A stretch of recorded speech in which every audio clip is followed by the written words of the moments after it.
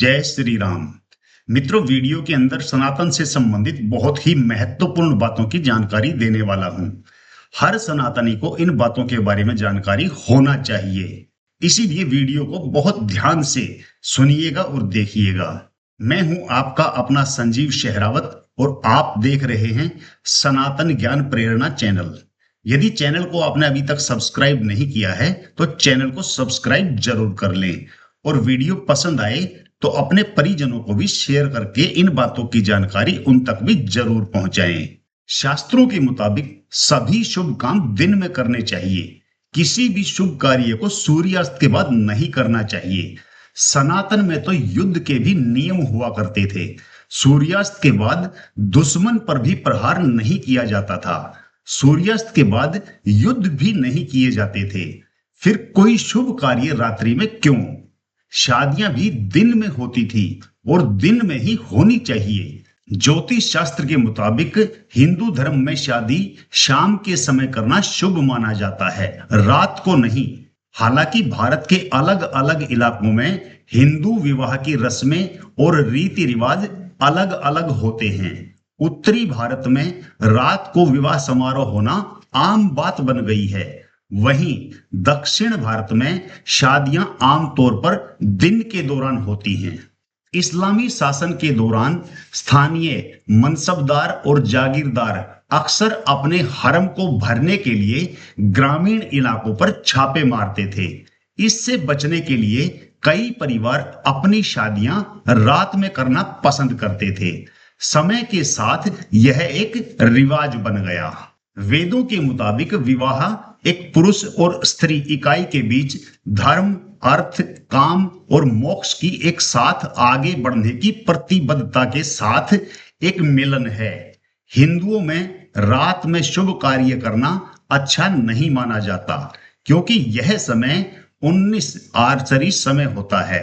रात को देर रात तक जागना, सुबह को देर तक सोते रहना राक्षसी प्रवृत्ति बताया जाता है। रात में जागने वाले को निशाचर कहते हैं। केवल तंत्र सिद्धि करने वाले को ही रात्रि में हवन व यज्ञ करने की अनुमति है।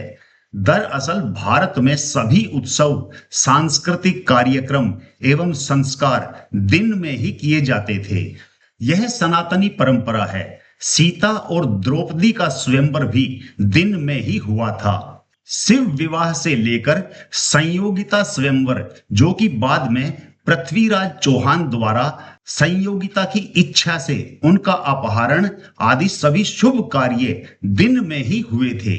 मुस्लिम आक्रांताओं के भारत पर हमले करने के बाद ही हिंदुओं को अपनी कई प्राचीन परंपराएं तोड़ने को विवश होना पड़ा था। मुस्लिम आक्रमणकारियों द्वारा भारत पर अतिक्रमण करने के बाद भारतीयों पर बहुत अत्याचार किए गए। आक्रमणकारी हिंदुओं के विवाह के समय वहां पहुंचकर लूटपाट मचाते थे। अकबर के शासनकाल में अत्याचार चरम सीमा पर था। मुगल सैनिक हिंदू लड़कियों को बलपूर्वक उठा लेते थे, उन्हें अपने आकाओं को सौंप देते थे।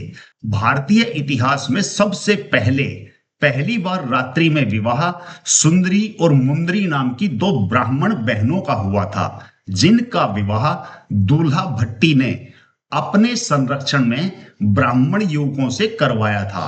उस समय दूल्हा भट्टी ने अत्याचार के खिलाफ हथियार उठाए थे। उस दौर में मुस्लिम आक्रांताओं के आतंक से बचने के लिए हिंदू रात के अंधेरे में विवाह करने पर मजबूर होने लगे। लेकिन रात्रि में विवाह करते समय भी यह ध्यान रखा जाता था कि नाचना, गाना, दावत, जयमाला आदि भले ही रात्रि में हो जाएं, लेकिन वैदिक मंत्रों के साथ फेरे प्रातः पोह फटने अर्थात सूर्योदय की लालिमा दिखने के बाद ही किए जाते थे।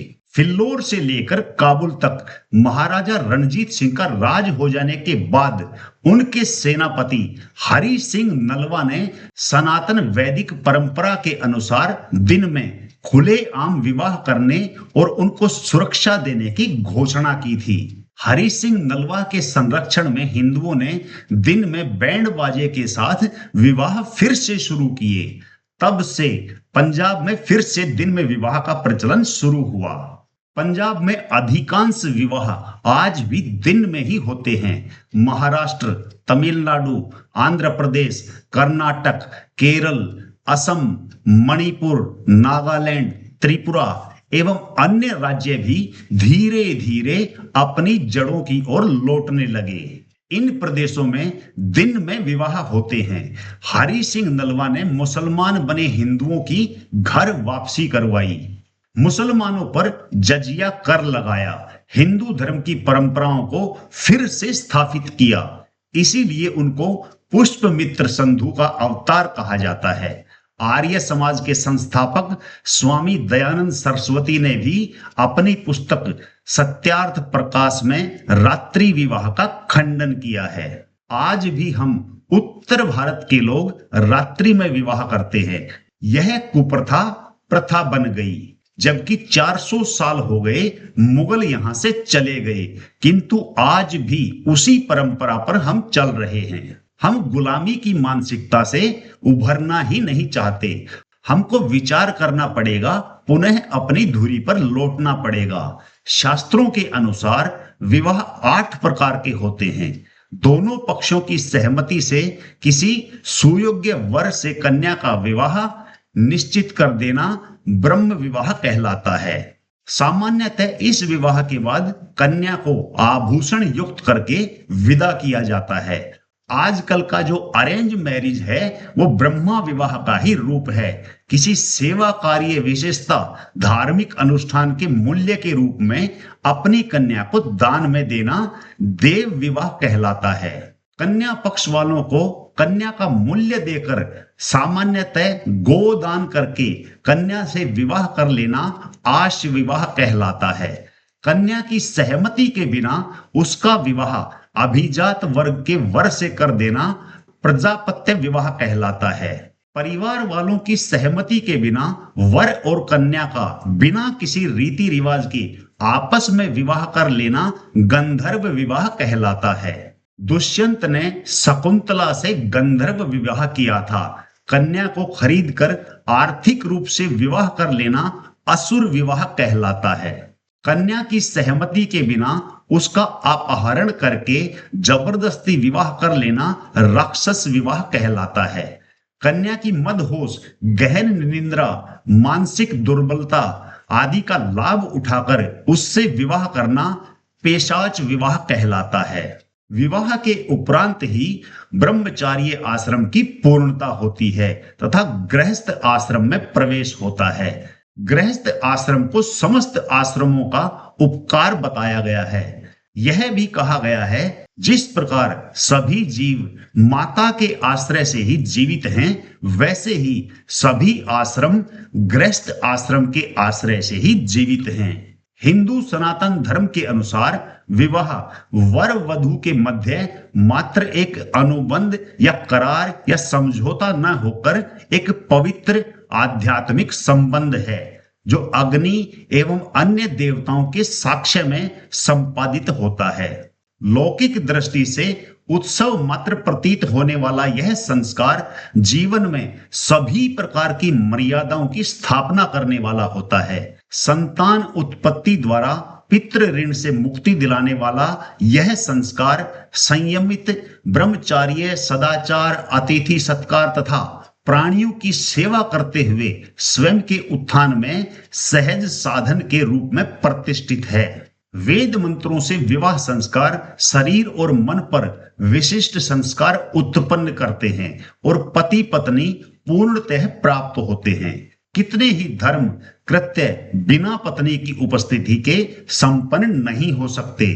एक पत्नी व्रत के लिए पति तथा पतिव्रता के लिए पत्नी की मान्यता केवल हिंदू सनातन धर्म विवाह पद्धति में ही पाई जाती है। विश्व के किसी भी अन्य समुदाय या समाज में ऐसी विचारधारा नहीं है। विवाह या तो मात्र अनुबंध है या केवल समझौता। हिंदू सनातन विवाह संस्कार में उपस्थित वर को भगवान विष्णु स्वरूप मानकर सर्वाधिक पूजनीय माना जाता है। कन्यादाता को राजा वरुण की उपाधि दी जाती है। वर साक्षात नारायण तथा वधू साक्षात लक्ष्मी। भगवान को लक्ष्मी देकर जिस पुण्य का अर्जन होता है वही कन्यादाता को प्राप्त होता है।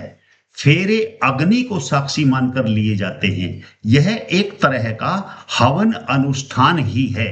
इसीलिए फेरों पर शुद्धता का उसी तरह ध्यान रखना चाहिए जैसे किसी भी होम पूजा पाठ में रखा जाता है। यदि संभव हो तो फेरे किसी नजदीकी मंदिर के प्रांगण में करने चाहिए ताकि पूर्ण शुद्धता बनी रहे। यदि मंदिर में संभव नहीं हो पा रहे हो तो फेरों पर किसी भी प्रकार की अशुद्धता नहीं हो, यह सुनिश्चित कर लेना चाहिए। आजकल नशा करना युवाओं का शौक बन गया है। फेरों पर कुछ लोग नशे की हालत में सम्मिलित होते हैं जो कि पूरी तरह से गलत है। किसी भी नशे किए हुए व्यक्ति को फेरों से दूर रखना चाहिए। पूर्ण शुद्धता के साथ फेरे होने के बाद ही वर वधू को रिसेप्शन पर बैठाना चाहिए। आजकल दूल्हे दुल्हन के साथ दोस्त रिश्तेदार फोटो लेने उपहार देने का चलन बन गया है जिसमें ज्यादातर लोग नशा किए हुए होते हैं। इसीलिए फेरों से पहले ऐसा कोई काम नहीं करना चाहिए जो शुद्धता को भंग करता हो। अनुभव से पता चला है मंदिर में होने वाली शादियां आमतौर पर सबसे खुशहाल होती हैं। ऐसे जोड़ों के बीच अपेक्षाकृत कम तलाक होते हैं जबकि तलाक का कोई प्रावधान सनातन में है ही नहीं। यह कुरीति तो मुगलों की देन है। उम्मीद है दी गई जानकारी आपको पसंद जरूर आई होगी। यदि आपके मन में कोई सवाल आए तो कमेंट जरूर करें, अपने सुझाव दें। सनातन से संबंधित ऐसी जानकारियां जानने के लिए सनातन ज्ञान प्रेरणा चैनल को सब्सक्राइब जरूर कर लें।